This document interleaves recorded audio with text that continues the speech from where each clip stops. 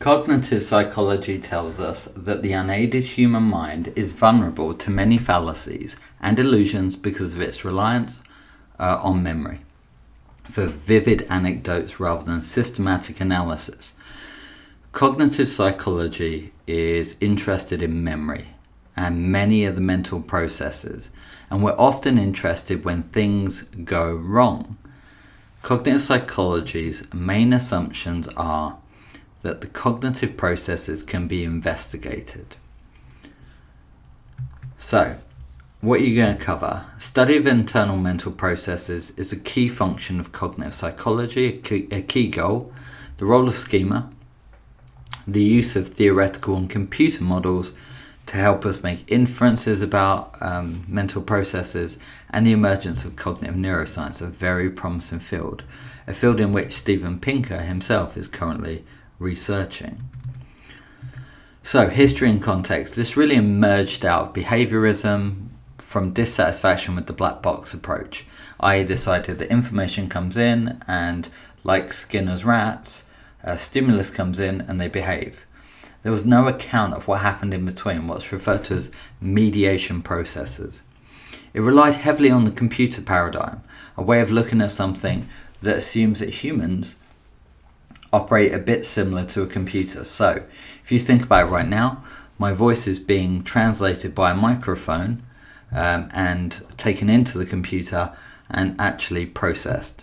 So something's happening in the computer, in the processor, before it outputs to your ears. And that's how the mind works, according to cognitive psychologists, and we're interested in that bit in the middle. Psychologists began to develop computer models as well as theoretical models based on paper, really, which could then make predictions. Those predictions could be tested. The key assumptions. Cognitive psychology is a pure science based on laboratory experiments. Behavior can be largely explained in terms of how the mind operates, i.e. this is what we call the information processing approach, how information is processed by the mind. The mind works in a similar way to a computer: input, storing and retrieving data, encoding and mediation processes. These are things that occur between stimulus and response. Schemas. One area that psychology is particularly interested in is in schemas. These are packages of information about an object or situation. They act as a filing system of the brain. Information is stored in schemas as a way to increase processing speed. So think about our ancestors. They're in the savannah. They see something. They've seen lions, so they live around lions. And then one day they see a tiger. Now, they've seen lions already. They don't look at the tiger and say, "Oh, this is a completely new animal. Let's treat it objectively and go and investigate." They generalize. They say, "Lions, I know lions. The tiger looks a bit like a lion. I'm going to run away." Semantic meaning.